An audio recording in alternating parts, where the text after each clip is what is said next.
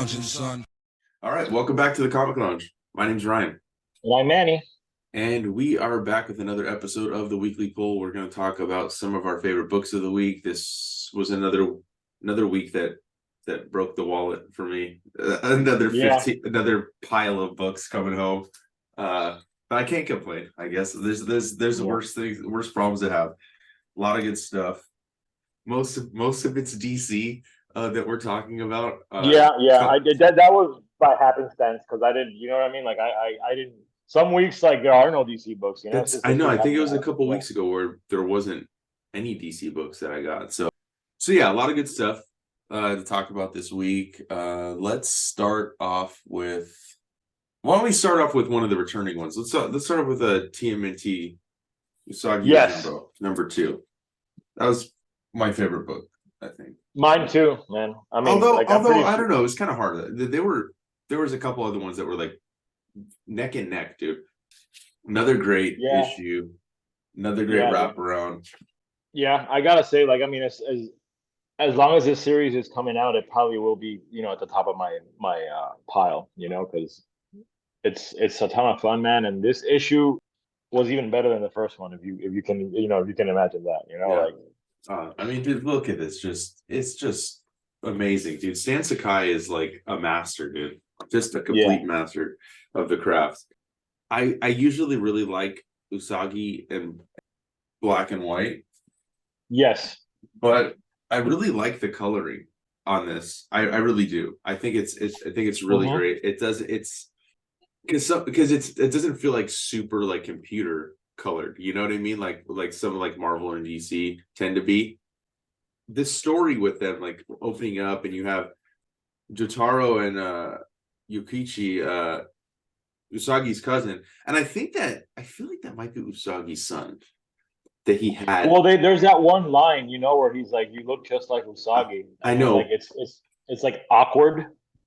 I'm pretty sure because like I haven't read everything Usagi Yojimbo. Like I got quite a few collections. I've read most of the run that IDW has done, but yeah, I'm pretty sure it is. You know, like I just don't think that he knows. I think Usagi knows. I don't think Usagi knows, but he doesn't know. Yeah, because it's like But that's a whole other type of story. But I'm pretty sure I'm right on that.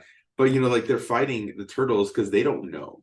They're like because they're looking for like these like sort of evil like the Kappa snapping turtle. Yeah, the Kappa. Yeah, so they get mistaken, and then when Usagi runs into them, they're like, "Oh shit, Leonardo! Hey Usagi, it's been years since we've seen each other." Because you know this is not their first crossover. Like we said when we talked about the book the first time, Usagi being part of the Turtles goes back 80s. to the original cartoon. Yeah, since the 80s. So yeah, you know, like I love the meet, and obviously like it's all smiles once they do, and then they introduce them, and Usagi's a general right now. They're in the middle of a war, right? And the turtles and Leo's like giving him the background on how they got there. Yeah, Dr. Wherewhen. Dr. Wherewhen, yeah, such a good name. So I love how you know like they're from their time and they're back, and like he's like creating, and he's like in this like Japanese like giant like weird like almost steam powered like mech kind of like. I love the way Dr. Wherewhen is dressing too, like a you know like a Japanese warlord, you know, with the sword. It's such a cool image. Here's this cyborg, you know, like walking around ancient Japan, you know, like combining like feudal Japanese like style with like the technology and magic that he's able to harness in this time period. So yeah, I love Dr. Wherewhen, and I hope they make a figure because I would love to have a Dr. Wherewhen figure, you know. Yeah, he's a good villain. He's like those cursed turtles that followed me. I did not believe they had the mental capacity. I love those samuroids. Oh yeah, dude. But yeah, this is just basically, for the most part, besides the beginning of them, you know, getting into that fight, it's mostly just like building the story out for the most part. Just them fucking talking and stuff and kind of getting up to speed. You know, the turtles asking for help and not really getting the help they need because they are in the middle of a war. Yeah. You know? They help him. They're gonna help him with supplies and whatnot. At least that's where it starts. And then of course they get attacked by these mole ninjas. I know the Mogura Ninja Clan too. Yeah, They're the fucking ninja moles, dude. Like that's I love this stuff so much too. yeah, I love it. And like they snuck a pizza joke in there. Like it's just it's if you're a Turtles fan, this is definitely something you want to pick up. Obviously if you're an Usagi fan, I think you'll probably be getting this anyway. But it's great, man. And I really can't say much more other than like it kicks ass. Yeah, I know. I just sometimes I feel like it would be just better, like, we talk about the first issue and then we could wait until the series is done. But I feel like, how do I not mention this book? Because it's Yeah, like, because well, there's moments in each book that you're gonna want to like highlight, like you exactly. said, And like that one panel you showed of Doctor Wherewhen, and like the moment with Usagi and whether or and not the that's his son. mole coming up Yeah, from out that of their that mouth. that last, yeah, like that's a great scene. Like Yeah. there's great moments in every issue so far, so I'm sure that's gonna continue. Yeah. And it's like, look, dude, it's how do we do these episodes? How do we do these weekly polls? Talk about our favorite books, and then we just skip it because it's the middle of miniseries. Like I can't. I just No, like I would yeah, feel like wrong for doing that. And I love that in here they're even doing a callback to a previous crossover, which I don't think I've read. I But haven't read that one either. he's Yeah, talking I about like noticed an it in the earthquake, and the last time it was a giant catfish that caused your land to yeah. shake. I was like, I got to read this story, dude. Somehow I missed that one.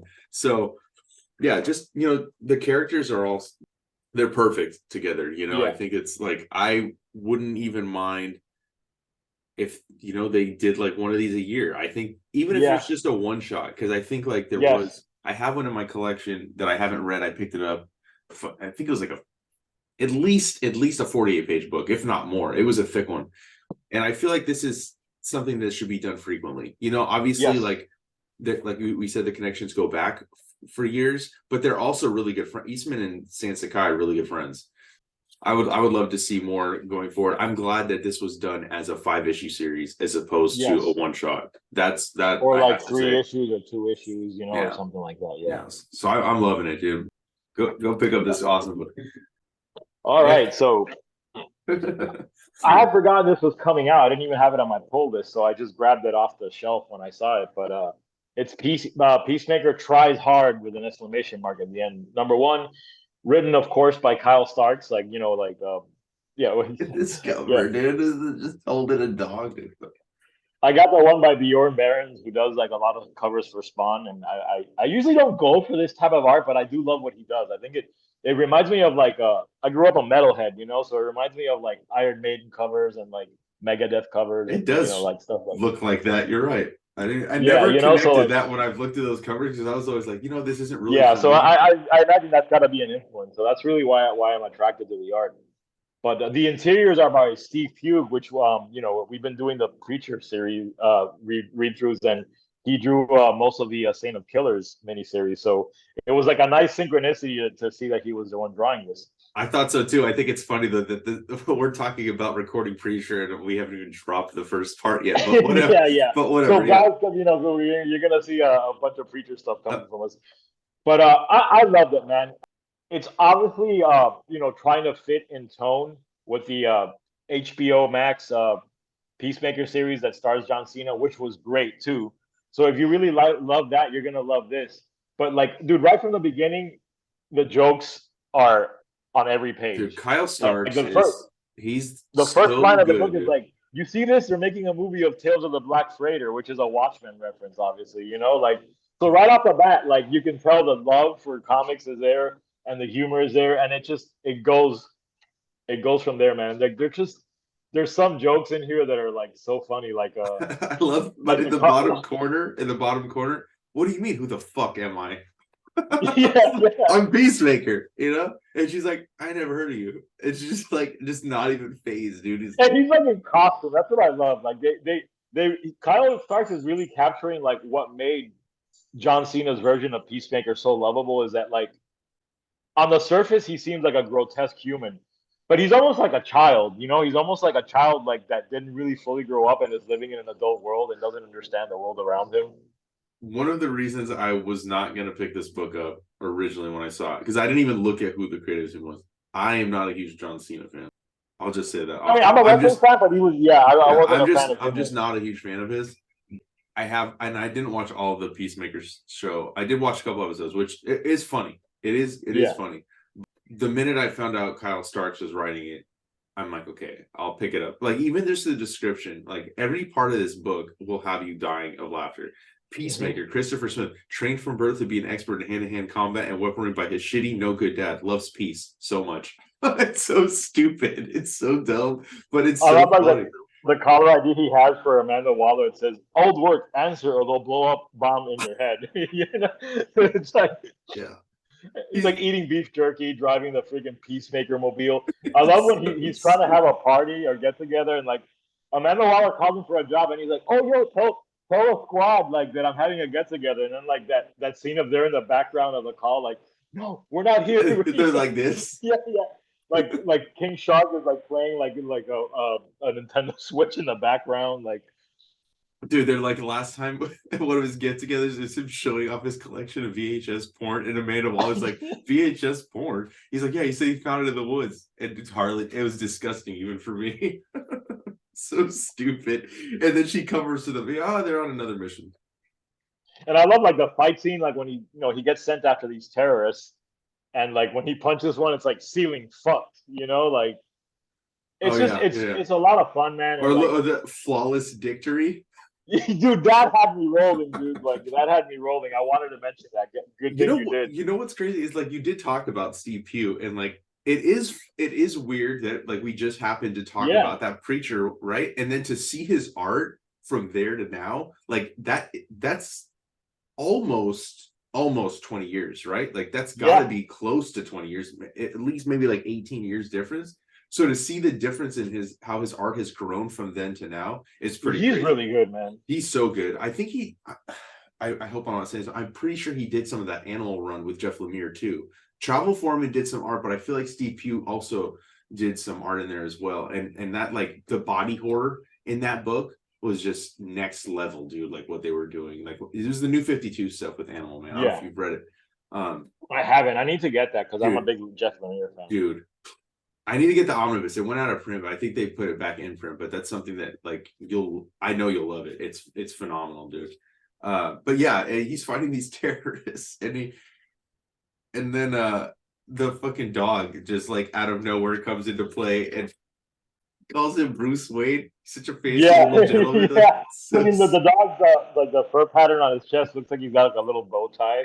like, dude, the look in his eyes, like I don't know if you can see it up, but like the smile that he gets, like just Yeah, I can see the it. Yeah, pure it's like it's wide-eyed. Yeah, like a joy of a it's child. childlike. Yes. Yeah, it's right. Like Peacemaker he's like a big kid. You know what I mean? Like the wrong things he says are he's not really aware they're wrong because he doesn't have that intellectual capacity almost.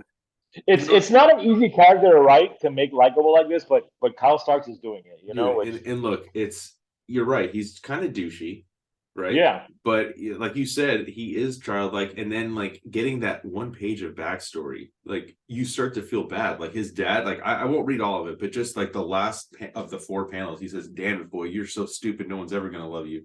Now hit all yeah, the it's like now hit all the targets, or in putting you in the moron box for 48 hours. Like Jesus yeah. Christ, and he's like a little kid. He's Yeah, probably like like holding 10 this years big old. AR, it's like it's you start to see like a little bit of tragicness to the character. Oh, you know what we missed too? Like another joke. This is the last joke I'll say because I don't want to like give every single joke away. But when she's like, what are you making, a muscle cake? Is that what she says? Yeah. Dude, So the that ongoing muscle cake joke is fucking funny, man. so so then later he finds like he's like, dude, you need an egg. He's like, no, you just put water. And It he's says like, it's instant, yeah. Yeah. And then he's just like, fuck, now I have to go back to the store. And it's just like it's stupid shit like that just like, my God, dude, Kyle Starks. I've said it, dude. I've said it when I interviewed him. Like, there's not enough of this type of humor in comics, Yeah. especially mainstream. You do not Yeah. see this stuff really in mainstream. It's just not, because And like, it's a Black Label book, so like it's not it doesn't have to fit into with continuity or anything. It can be its own thing, like I don't even know if it's trying to take place in the continuity of the show. I think it's just pulling from everything to tell its own story, which is it fine. doesn't. I like it. I Yeah, like it. yeah. It's something you can pick And up. I love when you find out who the villains of the piece are gonna be. Like when like the dog he just got gets kidnapped because like the villains. I guess spoiler alert. It's Monsieur Mala and the Brain, which are two fucking characters that I love. And Yeah. and when you find out who the Brain wants to put his brain into now is another fantastic twist. That one we won't spoil because it's a really cool one. And Yeah. like the idea is like I can't remember who it is who they're gonna go after to put the brain in there. I can just imagine what it's gonna be like when Peacemaker interacts with this character. I think it's gonna be fucking great. Yeah, I'm excited for the rest of this book. I'm not taking it. This wasn't pick up the first issue and wait for the trade. I don't see Yeah, it's myself just I going to had so much fun reading it, man. I had it. so much fun reading it. Yeah, Like it was great. So yeah, man. Peacemaker tries hard. DC Black Label, great book. phenomenal.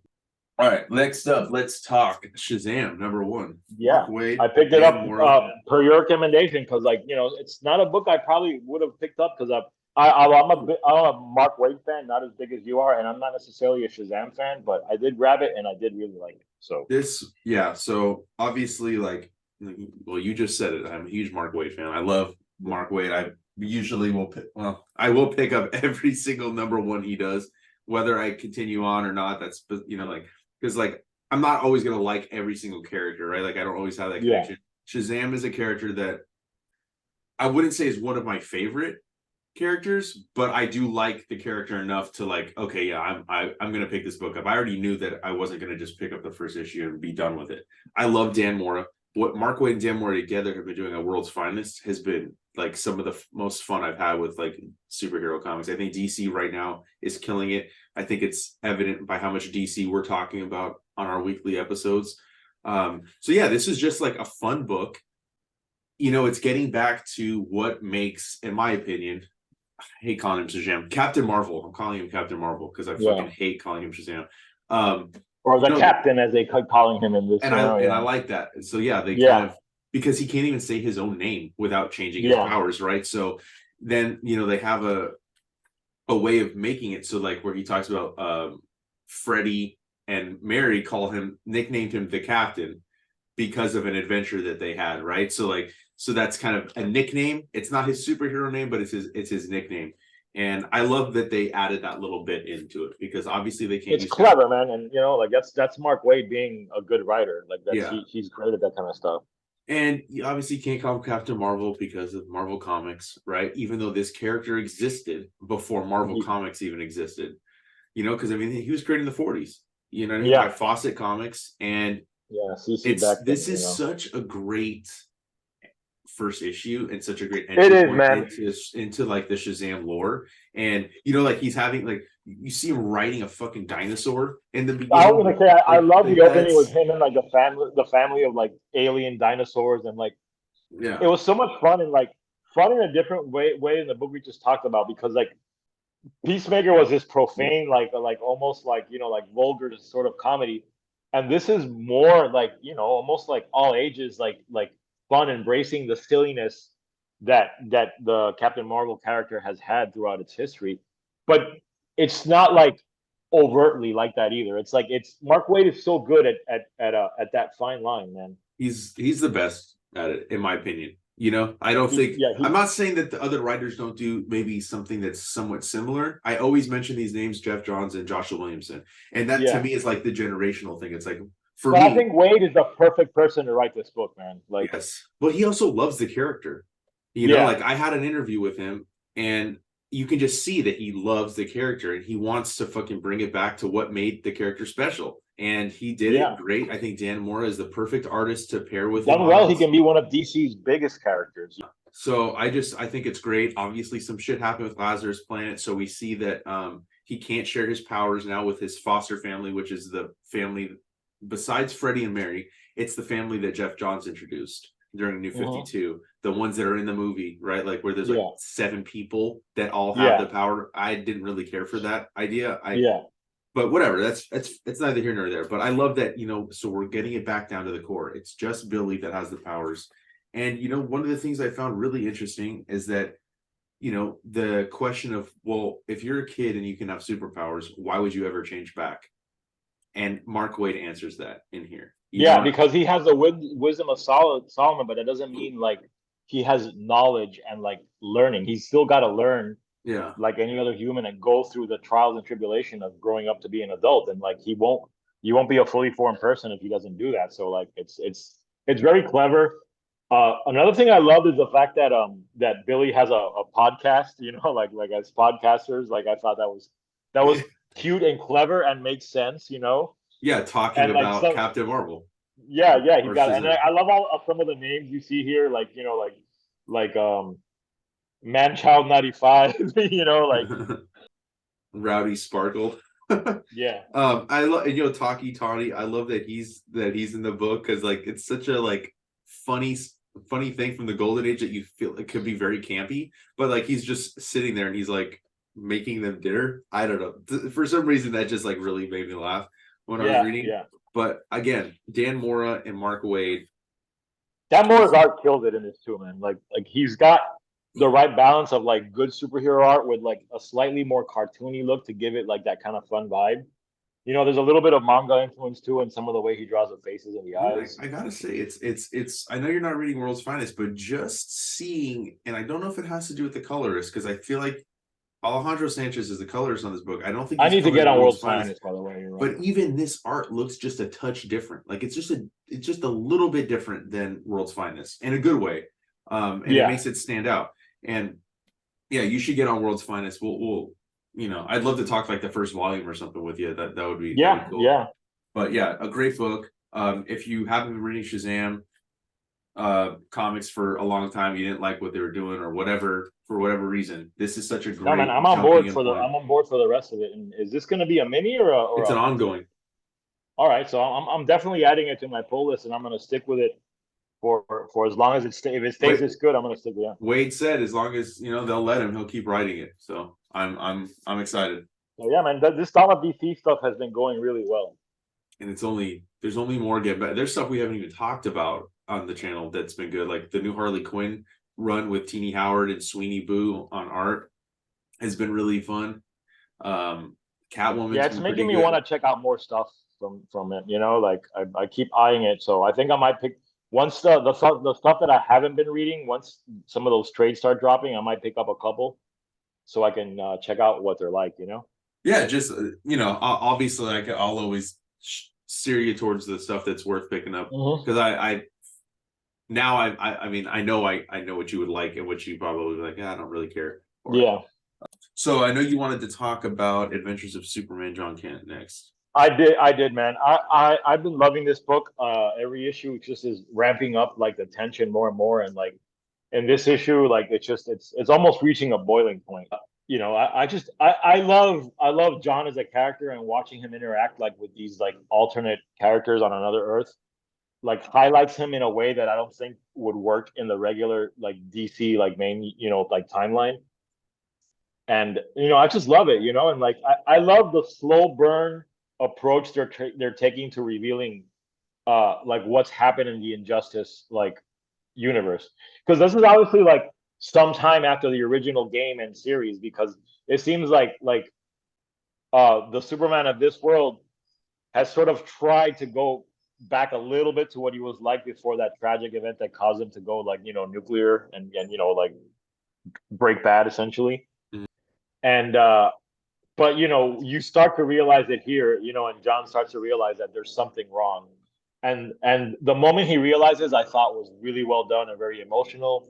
I mean, the art is amazing, like super clean. Clayton Henry is killing it with the art, dude. I mean, Tom Taylor, dude. I mean, we've talked about him so much.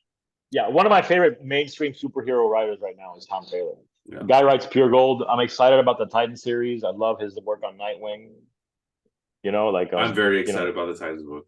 I love that. Yes, team. I am. So too. like that team of characters, I can't wait. And there's great moments in here. We meet the Damian Wayne and the Batman of this world, and where they're at this point. Yeah, he's building out the Injustice world, which is, I mean, he wrote the original comic that was based on the game. So and there's even the mention. There's the mention of what happened to Nightwing, which took place in the Injustice comic, which I think is one of the worst deaths. The way it was just so stupid. how they did the death in that book. I don't know that Todd Taylor wrote that scene because I know there was I think Brian Buccellato was writing it at one point also. So I won't blame Tom Taylor for that death, but I did not care for it. But they even mention it here, like, and you see Damian wearing a costume that looks more like a Tim Drake Robin costume. Like, yeah, I like the costume though. It's yeah, good. It's yeah, sleek, and like I love that they don't. He doesn't really have a. It seems like a code name. They just call him Damien at this point. yeah. I don't know if he's supposed to still be Robin or he is the Robin. Yeah, they do. They Yeah, and call it's him Robin. funny because like John has a relationship with Damien, like they're best friends in Yeah, his universe, right? But here there yeah, is no John, so he's like trying to appeal to him, and he's like, who the fuck are you? yeah, Like get off me. And yeah, I think it's interesting because like you even see a moment where like obviously this Superman is trying to bond with John because he's seeing yeah. what could Because have he, been. yeah, And but then there is also that point where like he like tells him, "Don't come with me, like stay behind you." So you see that evil part like jump very out for a stern. Yeah, second. the mask that he's putting on is starting to break in scenes, and you're starting to see like the Injustice Superman that we all know, which And is the one Wonder that put his Woman fist through Joker's just fucking chest. chirping in his ear, like he's not Yeah, your son, your child died, yeah, you yeah. know. She's like the Lady Macbeth of the story here, It's like fucking sort of manipulating him. And then like I thought the ending was so chilling, like when John realizes like because he's like, there was that great scene where he's like, I don't hear any sirens, everything is so peaceful and quiet in this world. Like my dad must have like finally done what he was always should have done is make peace. But I love this line where he's like, the world is so quiet, but not because it's peaceful, not because it's free. Yeah, I can see it. It's quiet because everyone is holding their breath, because everyone is afraid to make noise. And there's that that's amazing smug fucking look on Superman's face where you're yeah. like, this guy is bad. It's still bad news. He has not changed, and John's gonna have a problem. Like I think that's the greatness of his writing is that he even tricks you as the reader yeah. thinking like, I okay, was like, maybe maybe this he has Superman redeemed the is, character. but he's Like I was not. like, He's just obviously why is he going to be evil towards his son? He's not. There's yeah. no reason to. So like, so that's why we were getting this version, but he's still the same. I mean, I hate to say it, but he's still Like, the same piece is of he gonna shit. be even worse than the Ultraman? Like that He he is. killed. Yeah, I think yeah, he yeah, is. I mean, if yeah, you read like Earth 3 stuff and then you read like the Injustice, yeah, he is way worse. I mean, he's yeah. fucking killing his friends, dude. You know what I mean? Yeah, Like, yeah, he's a fucking dictator. He's Superman, like now high and drunk on his own power and ability to but instill even fear. Like, even before that page, you have him saving this baby, and like she's crying, and she's like, it won't. I'm so sorry, it won't happen again. I yeah, like promise." when she sees the symbol on his chest, That's like what she's scared. She won't even I look at him. love that subversion where in this world that symbol doesn't inspire hope, but it inspires fear. It's fucked up. It's so Yeah, dude, it's fucked up. fucked up. And like, I love the injustice concept. I love that we're revisiting the world. I love that it's not like just another injustice like miniseries. Like Tom Taylor is now playing again with something he created. So it's fucking great, man. And like, I can't wait to see where this goes. I Yeah, can't wait to see when these two are gonna square off. When John is gonna fucking fight his alternate father. Like I don't even know where it's gonna go at this point. Like usually I'm pretty good at like trying to guess where things are gonna go. I can't tell you where this is gonna go. yeah, me either. No, definitely And I not. think it's gonna be a very emotional moment for John Kent. Yeah, for sure. And a Yeah, pivotal moment in the character's like growth in history. I'm Like, excited to see like what happens when he comes back to our Earth. Like, is this going to make him look at his dad not differently, but like he's yeah, going to yeah. see like, is this what would happen to you if mom died? Is this Or if what? I wasn't around, or like it's Yeah, gonna change the way John sees himself and his relationship with his father and his importance to that and all. yeah, for So sure. yeah, it's gonna. He's using that to. I mean, it's clever because this easily could have just turned into like a gimmicky injustice crossover, but no, he's using it to really push John's development as a character further, making him like, a lot of people were hesitant when John became a character because like, oh yeah, Superman has a son now. But I love what they're doing with John and what John is becoming.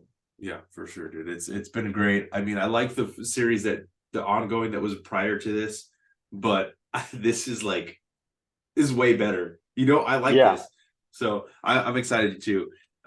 Before we wrap it up, I know you didn't read this book, but I wanted to talk very briefly about it.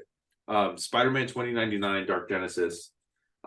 I haven't been like totally current with the Spider-Man 2099 stuff because I think there was a few Yeah. things that happened before this, but I still think it's one of the best designed Yeah, I superhero love it. It's funny costumes. you mentioned that because I just got the Alex Segura wrote a novel about Araña and Spider-Man 2099, and I just got it.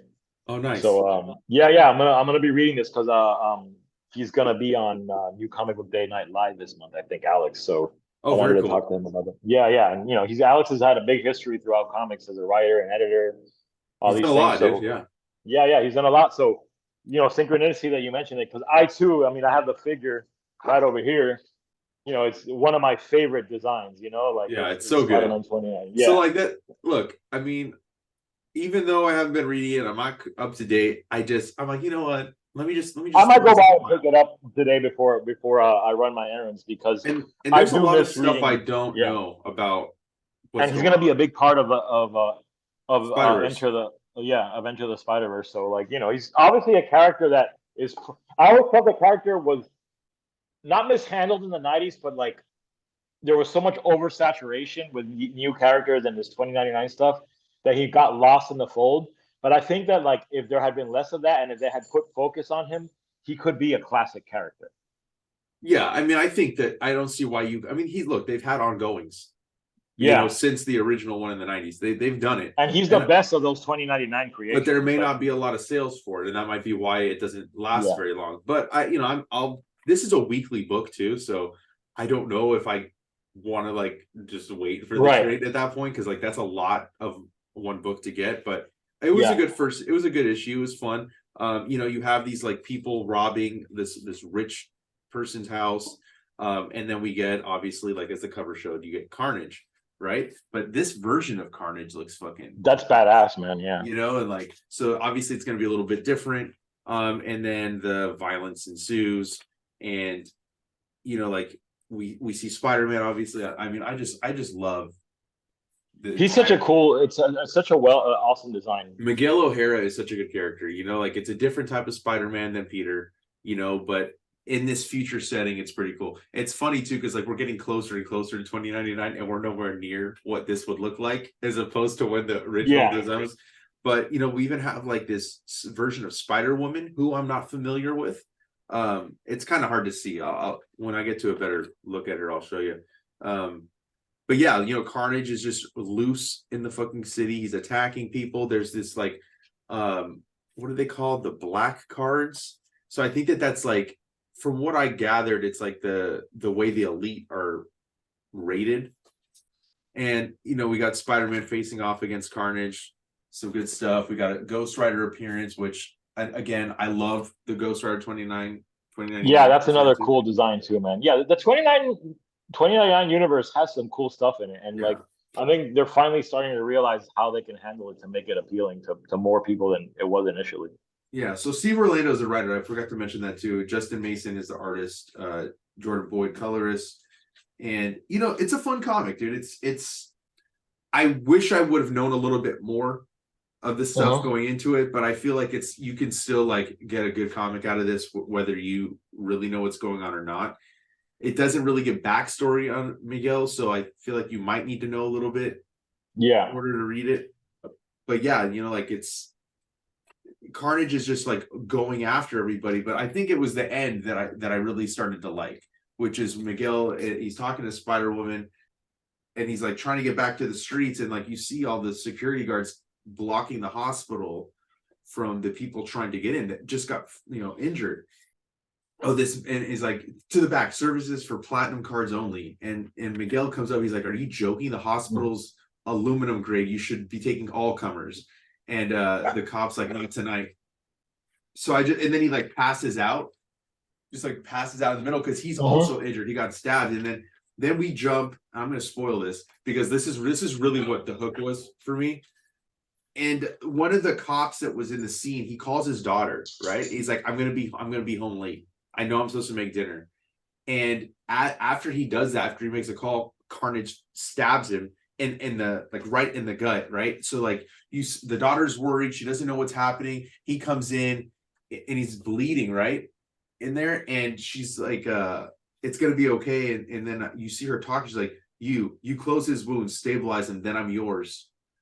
And then this is the fucking shit, dude. And then he's like, you hear this voice, right? And like, obviously it's Venom. I did save your life, only fair that you share it.